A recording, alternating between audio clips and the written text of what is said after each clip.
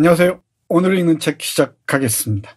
오늘 읽는 책 톨스토이 대작 읽기 시리즈 안나 까레니나. 오늘은 6번째 시간입니다. 끝이 보이죠? 이제 2번 남았습니다. 7부와 8부. 정말 시작이 반입니다. 언제 끝날까 싶었는데 금세 막바지에 이르렀네요. 자, 6부 개요부터 살펴볼까요? 키티와 레빈의 집 포크롭스코에서 시작합니다. 이곳에 돌리를 포함한 셰르바츠키 사람들이 여름을 나고 있습니다. 장인 장모도 함께 보내고 있죠. 코진셰프스키, 그러니까 레빈의 큰형이죠. 코진셰프스키는 이 바렌카에게 연정을 품고요. 이 두 사람이 버섯 따기. 무슨 일이 벌어질까요? 버섯을 따면서 연정을 품고 레빈은 도시청년 바센카 베슬롭스키에게 우호적인 눈길을 보내는 키티를 질투합니다. 도시에서 온 청년 바센카 베슬롭스키라는 집안의 친척이 있습니다. 오촌인가요? 친척을 그윽하게 바라보는 키티를 보면서 레빈은 질투를 금치 못합니다. 이 곰 같은 사내의 질투, 웃음을 자아냅니다. 그리고 도요새 사냥이 이어지고요. 사냥 후에 레빈과 스티바 오블론스키죠. 바센카의 토론이 이어집니다. 이런저런 문제에 대한 토론이 이어지죠. 톨스토이 자신이 사냥을 워낙 좋아했다고 합니다. 전쟁과 평화에서도 사냥 장면 기억하시죠? 늑대 사냥. 안나 까레니나에서는 도요새 사냥이 펼쳐집니다. 근데 인생 후반기에는 이 생명을 죽이지 말라는 사상으로 기울면서 톨스토이가 사냥을 끊었다고 합니다. 여기까지가 레빈과 키티가 살고 있는 포크롭스코에서 일어나는 일들입니다. 6부의 절반에 해당하는 15개 장이 키티와 레빈의 이야기라는 점 기억해야겠죠. 안나 까레니나는 여러 차례 말씀드립니다만은 레빈의 이야기와 이 안나의 이야기가 교차 서술되고 있습니다. 근데 많은 사람들이 안나와 브론스키의 연애에 집중한 나머지 레빈의 이야기를 놓치는 경향이 있는데 그래서는 반쪽밖에 오지 못한 게 아닌가, 저는 그렇게 생각합니다. 이 레빈과 키티의 얘기를 균형 있게 읽을 수 있어야 안나 까레니나가 훨씬 풍성해질 것이라고 저는 보는 쪽입니다. 한편 돌리는 포크롭스코에서 약 70km쯤이라고 했나요? 떨어져 있는 이 보주드 비젠스코에로 안나를 만나러 갑니다. 보주드 비젠스코에는 우리 브론스키의 땅이 있는 곳입니다. 영지가 있는 곳이죠. 우리 5부 기억하죠? 오페라 극장에서 돌아온 안나와 브론스키가 한바탕 싸움을 벌이고 화해를 한 다음 시골로 떠나죠. 떠나온 시골이 바로 보주드 비젠스코에입니다. 이곳에 안나와 브론스키의 생활을 살피는 특사로서 돌리가 파견되죠. 톨스토이의 서사 전략입니다. 돌리로 하여금 안나와 브론스키의 생활을 살피게 하고 그들의 이 내면 풍경까지 읽어내도록 하죠. 다시 말하자면 돌리는 브론스키와 안나의 생활과 내면 풍경을 세심하게 들여다보는 역할을 맡습니다. 이 돌리가 안나 까레니나 전체를 통해서 상당히 중요한 역할을 합니다. 돌리와 돌리 부부라고 해야겠네요. 돌리와 오블론스키. 첫 장면부터 돌리가 남편 때문에 화가 나서 집을 뛰쳐나오려고 하는 것으로 시작하죠. 그 화해를 위해서 페테르부르크에서 파견된 사람이 안나였습니다. 이제는 돌리가 안나를 찾아갑니다. 재밌죠? 이런 부분도 재밌습니다.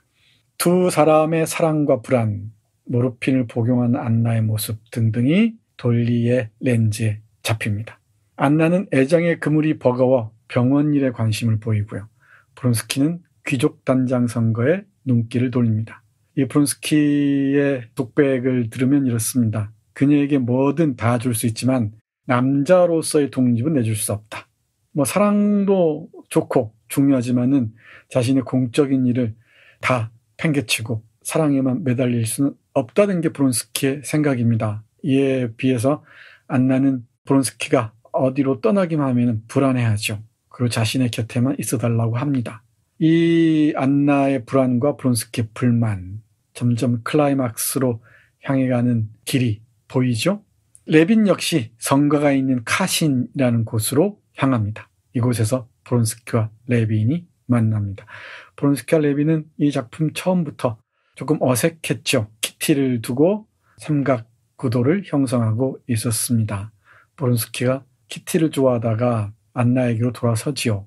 레빈은 키티에게 청혼을 하지만 거절당합니다. 그 과정들 쭉 기억나죠? 그 때문에 키티가 병이 나서 독일로 가기도 했었습니다. 레빈은 절망에 빠지기도 했었고요. 등등. 네, 하나하나 앞에서 얘기했던 것들 떠올려 보시기 바랍니다. 브론스키가 선거의 순수한 즐거움을 느낄 무렵 카신이라는 곳에서 말이죠. 안나로부터 전보가 옵니다. 아니, 딸 이름이죠. 딸 이름이 안나인데 애칭이 아니입니다. 이 아니가 아프다고 하면서 빨리 돌아오라. 그렇지 않으면 내가 가겠다. 라고 얘기하죠. 이 안나의 불안, 브론스키의 불만. 둘 사이에 어떤 일이 벌어질지 또 궁금하시죠? 궁금하면 7부를 기다리셔야 합니다. 그리고 둘의 불만이 터지고요. 안나가 남편에게 이혼해달라는 편지를 쓰겠노라며 둘은 다시 모스크바로 향합니다. 그러면서 카레닌으로부터 남편으로부터 답장이 오기를 기다리면서 모스크바에서 생활을 이어갑니다. 그 얘기는 7부에서 얘기하기로 하죠. 그러면 제6부의 중요한 문장들 함께 보겠습니다. 제가 레닌을 두고 농업사상가 또는 농촌사상가라고 말씀드렸었습니다. 지금 농업에 관한 책을 집필 중이기도 하죠. 오블론스키와 레빈이 대화하는 과정에서 철도 얘기가 나옵니다. 철도를 매개로 해서 부자가 된 사람들이 있겠죠. 그 사람들 얘기하면서 레빈이 털어놓는 것입니다. 노동하지 않고 형태만 바꾸어 팔면서 거대한 이윤을 취하는 건 죄악이다 라고 말이죠. 이 철도로 상징되는 근대 문명에 대해서 레빈은 상당히 비판적이었던 것 같습니다. 레빈이 톨스토이의 분신이라는 것을 다시 한번 상기한다면은 레빈의 생각은 톨스토이의 생각과 맞물리기도 하겠죠. 해서 안나가 철도에서 세상을 떠나는 것도, 그리고 톨스토이 자신도 철도역에서 세상을 떠나죠. 그 이야기들을 엮어서 보면은 철도와 톨스토이의 어떤 긴장을 읽을 수 있지 않을까 싶습니다. 볼까요? 오블론스키와 대화하면서 레빈이 이렇게 말합니다. 비양심적인 방법으로 교활하게 이익을 취한다면 레빈은 양심적으로 이익을 취하는 것과 비양심적으로 이익을 취하는 것의 차이를 명료히 설명할 능력이 없음을 느끼며 말했다. 그러니까 은행이 취하는 이익과 같다. 그가 말을 이어갔다. 노동하지 않고 형태만 바꾸어 팔면서 거대한 이윤을 취하는 건 죄악일세. 왕이 죽었네. 왕만세.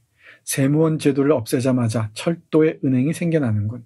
역시 노동은 않고 이윤을 취하지. 이렇게 철도에 은행이 생겨나는군 이랬죠. 노동을 통하지 않고 금융자본의 그 숫자 노름에 의해서 이익을 취하는 것, 이윤을 취하는 것은 범죄라고 레빈은 생각하는 것입니다.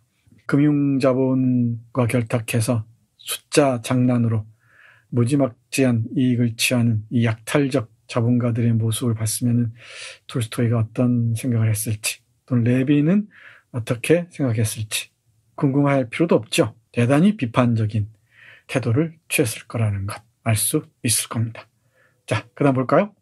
사냥개 라스카의 시점인데 서사적 관점에서 보면은 대단히 흥미로운 지점입니다. 톨스토이를 두고 소설의 신 이런 얘기를 하는데 자유자재로 시점을 옮겨가면서 풍경을 묘사하기도 하고 내면을 들여다보기도 하고 또 인물의 이 내면 풍경들을 스스로 드러내게 하기도 하죠. 그 다양한 기법들에 주목해서 읽어도 재밌습니다.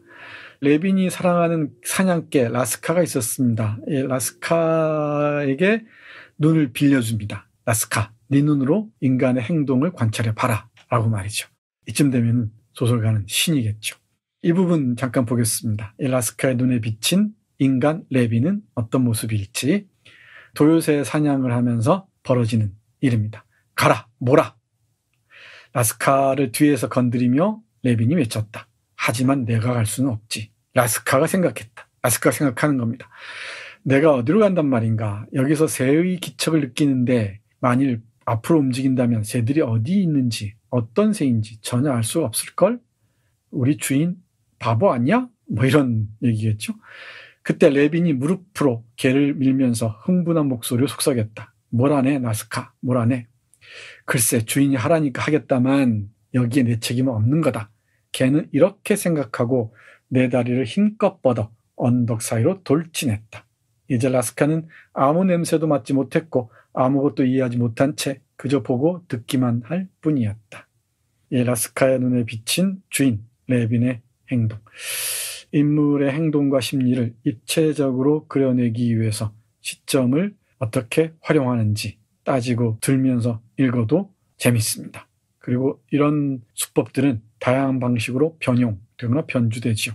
동물이 주인공으로 등장하는 경우 없지 않죠. 인간과 동물의 대화를 중심으로 해서 서술되는 이야기들도 많고요. 근데 본격적인 소설에서 인간들의 행동과 심리를 묘사하는 작품에서 동물이 등장하는 건 조금은 예외적이다 싶기도 합니다. 자, 그 다음 보겠습니다. 여자 일생 돌리의 경우입니다. 돌리나 베시는 영어식 애칭인데요. 돌리라는 그 영어식 애칭을 쓰는 게 의미가 없지는 않을 것 같습니다. 언젠가 말씀드린 기억이 있는데 돌리의 남편 오블론스키가 영국식 자유주의에 빠져 있는 인물이잖아요. 그래서 이 다리아라는 다센카 이런 식의 러시아식 애칭이 아니고 돌리라는 영어식 애칭으로 쓰는 것 같습니다. 이 서사적인 이 방식을 따질 때 작가가 어떤 이름을 쓰느냐 명명법도 의미 있는 기여를 할 때가 있습니다. 잘 따져봐야겠죠. 디킨스 작품들이 주로 그렇습니다. 외국 문학의 경우에는 디킨스뿐만이 아니죠. 많은 작가들이 이름에 인물의 성격을 그대로 드러내기도 하죠. 예를 들면 돌쇠 그러면은 우리는 하인 머슴을 딱 떠올리듯이 그렇단 얘기입니다.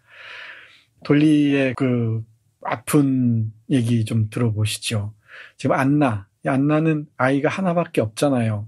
세료자라는 아이 하나 있죠. 그리고 이 남편의 품에서 벗어나서 브론스키라는 멋진 남자와 연애를 하고 있죠. 근데 거기에 비춰봤을 때 돌리는 어떻습니까? 바람둥이 남편을 두고 있죠.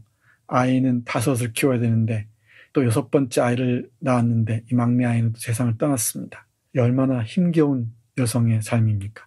톨스토이가 이 여성의 삶에 적지 않은 관심을 기울였다는 것도 주목해봐야 될 것 같습니다. 아마 자신의 아내에 대한 미안함이 이런 소설적 인물의 형상화로 이어졌는지도 모르겠다는 생각을 합니다. 자, 돌리 얘기 들어볼까요? 그래 정말이지. 돌리는 지난 15년간의 결혼 생활을 돌이켜본 후 생각했다. 임신에 입덧, 머리는 나빠지고 모든 것에 무관심해지지. 거기다가 미모도 사라지고 키티만 해도 그 젊고 예쁜 키티도 저렇게 흉해졌으니 더구나 난 임신하면 외모가 엉망이 되거든.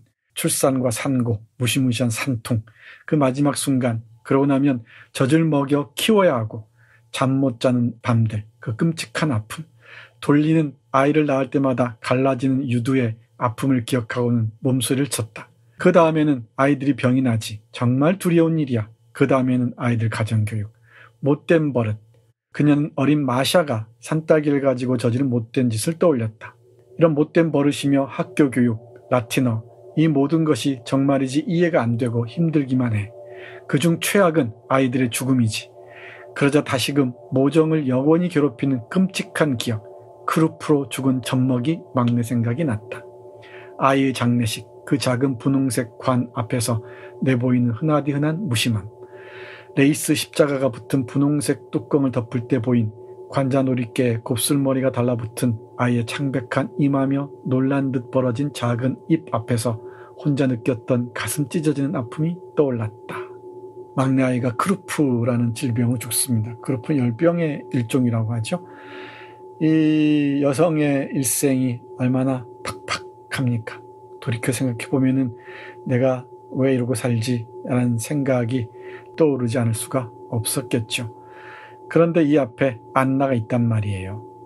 돌리가 왜 꿈을 꾸지 않겠습니까? 지극히 정열적이고 불가능한 연애를 돌리도 꿈꿉니다. 근데 가능할까요?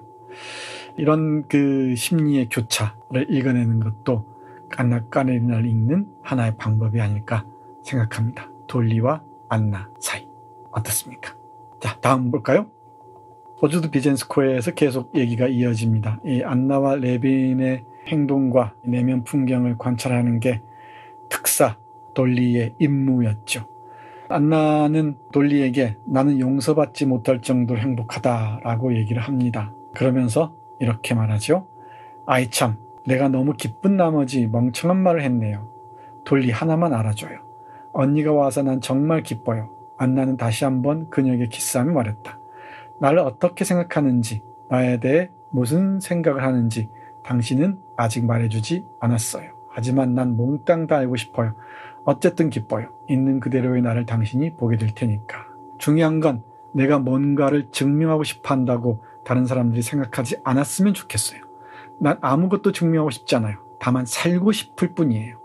나를 제외한 누구에게도 악한 짓을 하지 않으면서 말이죠. 내게 그럴 권리가 있잖아요. 이 안나의 생의 의지, 살고 싶다는 의지가 뚜렷해 보이죠. 이 올케와 시누이의 대화, 안나 까레니나 제1부 제1장부터 우리 안나와 돌리의 이야기는 예고되어 있었죠. 이 소설의 클라이막스를 향해 가는 지점에서 안나는 자신의 욕구 또 욕망과 불안을 돌리에게 드러내 보입니다. 이 부분을 잘 읽어내야겠죠. 그 다음 보겠습니다. 사랑과 제도, 용서받지 못할 정도로 행복하다고 안나는 생각합니다.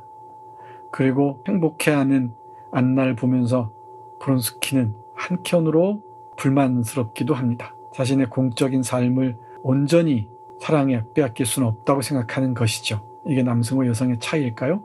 아니면 결혼한 여성 안나와 결혼하지 않은 남성 브론스키의 차이일까요? 아니면은 사회적 규범이나 관습, 제도 때문일까요? 브론스키 얘기 들어보겠습니다. 그 사람이 행복한 걸 압니다.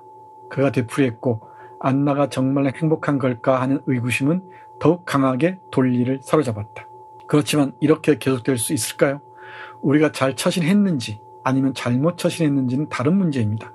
주사위는 이미 던져졌습니다. 그는 러시아어로 말하다가 프랑스어를 쓰기 시작했다. 우리는 평생의 연을 맺었습니다. 우리가 가장 신성하게 여기는 사랑이라는 굴레로 맺어진 겁니다. 우리에겐 아이가 있고 앞으로 더 생길지 모릅니다. 하지만 우리가 처한 상황이나 조건, 법은 너무나 복잡한데 그 사람은 고통과 시련을 겪고 나더니 지금은 그 문제를 직시하긴커녕 아예 보려들지도 않습니다. 이해가 가는 바입니다. 그러나 저는 다릅니다. 그 아이가 법적으로는 제 딸이 아니라 카레닌의 딸이라니 저는 이 허위를 받아들일 수 없습니다. 그가 열띤 몸짓으로 부정의 뜻을 나타냈고 어두운 기색으로 묻는 듯한 시선을 돌리에게 보냈다. 이 돌리를 매개로 해서 안나의 불안과 그리고 브론스키의 불안 또는 불만이 드러납니다. 돌리 역할이 무엇인지 명확해지죠. 브론스키와 안나와 브론스키에서 태어난 딸 안나는 법적으로 카레닌의 딸로 등록되어 있습니다. 이건 브론스키는 못 견디는 것이죠. 이 허위를 받아들일 수 없다고 생각합니다. 그러니까 이혼을 요청하라고 얘기하는 거죠. 이혼해서 당당하게 살자는 것입니다. 근데 남편 카레닌이 호락호락 들어줄 리가 없습니다. 그래서 어머니이자 연인인 안나는 또다시 갈림길에 섭니다. 아들 알렉세이냐, 연인 브론스키냐. 앞에서도 그랬었죠. 이혼도 이혼인데 이혼을 강하게 요청하지 못하는 이유가 또 있죠. 이혼에 동의를 한다 하더라도 세료자, 즉 자신이 온몸을 바쳐 사랑하는, 온 마음을 바쳐 사랑하는 아들을 돌려주지 않을 게 뻔하기 때문입니다. 어쩜 좋겠습니까? 점점 안나가 궁지에 몰린다는 걸 알 수가 있겠죠? 보겠습니다. 그게 뜻하는 건 어쨌거나 난 그의 앞에서 죄를 지었고, 여기서 그이는 카레닌입니다. 남편이죠. 그이가 관대하다고 생각해요. 그래도 난 그이를 증오하는데 그런 내가 굴욕을 감수하고 그에게 편지를 써야 하는 거예요. 하지만 내가 용기를 내어 그렇게 했다 쳐요. 여기 편지는 이혼해달라는 편지입니다. 그러면 난 모욕적인 답장을 받거나 동의한다는 편지를 받겠죠. 좋아요. 내가 이혼에 동의한다는 편지를 받는다 쳐요. 안나는 방의 맨 끝에 다다라 멈춰서서 창문에 쳐진 커튼을 잡고 뭔가를 했다. 이혼해 주겠다는 편지를 받으면 그럼 내 아들은요. 절대로 아들을 내주지 않을 거예요. 아들은 나를 멸시하며 내가 버린 아버지 아래서 자라겠죠. 돌리, 들어봐요. 이 세상에서 내가 나 자신보다 사랑하는 존재가 둘이 있는데 그 두 사람을 난 똑같이 사랑하는 것 같아요. 그 두 사람은 바로 세료자와 알렉세이죠. 알렉세이는 브론스키의 이름이죠. 내가 사랑하는 건 오로지 둘뿐이에요. 그런데 그 둘은 서로 배제하죠. 난 그 둘을 양립시킬 수 없는데 내게 필요한 건 그들 뿐이에요. 이 딜레마를 어찌할까요? 이 딜레마를 돌파할 수 있는 방법이 있을까요? 이게 질문이죠. 이 질문에 여러분은 어떻게 대답하겠습니까? 그리고 안나의 선택은 무엇일까요? 안나가 점점 불안해지는 것이 뚜렷하게 보이죠. 둘의 싸움이 또 벌어집니다. 당신은 이 삶을 부담스러워하는 거예요 라고 안나가 브론스키에게 얘기합니다. 볼까요? 6부의 마지막 지점입니다. 만일 그렇다면 안나가 갑자기 달라진 목소리로 말했다. 당신은 이 삶을 부담스러워하는 거예요. 당신이 하루 왔다가 가버리면 다른 사람들처럼 안나 너무하는군. 난 평생을 바칠 각오가 되어 그녀는 그의 말을 듣지 않았다. 당신이 모스크바에 간다면 나도 가겠어요. 난 여기 남지 않을 거예요. 우리는 헤어지든지 아니면 같이 살아야 해요. 그게 내 유일한 바람이라는 걸 당신도 알지 않소. 하지만 그러기 위해서는 이혼해야 한다고요? 그 사람에게 편지를 쓰겠어요. 이렇게 살 수는 없어요. 어쨌거나 난 당신과 모스크바에 가겠어요. 당신은 나를 협박하는군. 나는 오로지 당신과 헤어지지 않기를 바랄 뿐이요. 미소 지으며 브론스키가 부드럽게 말했다. 하지만 그의 눈에서 빛난 것은 쫓기고 흉포해진 사람의 차갑고 저기에 찬 시선만이 아니었다. 그녀는 그 시선을 보고 그 의미를 제대로 짐작했다. 만일 그렇다면 불행한 사람이요. 그의 시선은 그렇게 말했던 것이다. 그 순간의 느낌을 그녀는 결코 잊지 못했다. 이 한순간의 눈길. 두 사람은 첫 부분에서 봤듯이, 이 소설의 시작 부분에서 봤듯이 기차에서 내리는 그 순간의 마주침으로 사랑에 휘말려듭니다. 그리고 여기서 보듯이 브론스키의 눈길에 그 스친 차갑고 저기에 찬 시선, 이게 담고 있는 의미, 그 의미를 안나는 이렇게 읽어내는 거죠. 만약 그렇다면 불행한 사람이요. 당신은 불행한 사람이다. 그 순간의 느낌을 안나는 잊지 못합니다. 그리고 이 불행이 점점 커지면서 안나는 극한으로 치닫기 시작하죠. 네, 이 두 사람은 이제 모스크바로 향합니다. 모스크바에서 카레닌의 편지를 기다리면서 힘겨운 삶을 이어갑니다. 무슨 일이 일어날까요? 7부를 기다려주시기 바랍니다. 이 안나 까레니나는 여러 편 영화로 만들어졌다고 했죠. 이건 소피 마르소가 주연한 안나 까레니나입니다. 소피 마르소와 숀 빈의 주연이 빛납니다. 제가 이 영화를 2012년 영화보다 더 좋아하는 이유는 레빈에 대해서 상당한 파트를 할애하고 있습니다. 첫 장면도 레빈의 꿈으로 열죠. 이 레빈의 꿈은 상당히 중요한 어떤 메타포, 은유적인 의미를 담고 있는데요. 레빈의 삶이 상당히 중요한 부분을 차지하고 있다는 점에서 저는 이 작품을 권하는 편입니다. 물론 소피 마르소 연기도 뛰어나고요. 영화 한번 보시죠. 보시면은 레빈과 키티의 삶이 어떤지, 그리고 안나 까레니나에서 이들의 차지하는 비중이 어느 정도인지 가늠할 수 있을 것 같습니다. 다시 말씀드리지만 레빈과 키티의 삶, 그리고 안나와 브론스키의 삶을 균형 있게 바라봐야 안나 까레니나라는 이 대작을 더욱 풍요롭게 읽어낼 수 있다는 점 강조해 두겠습니다. 안나 까레니나 읽기 6번째 시간 마치겠습니다. 다음 시간에 뵙겠습니다. 고맙습니다.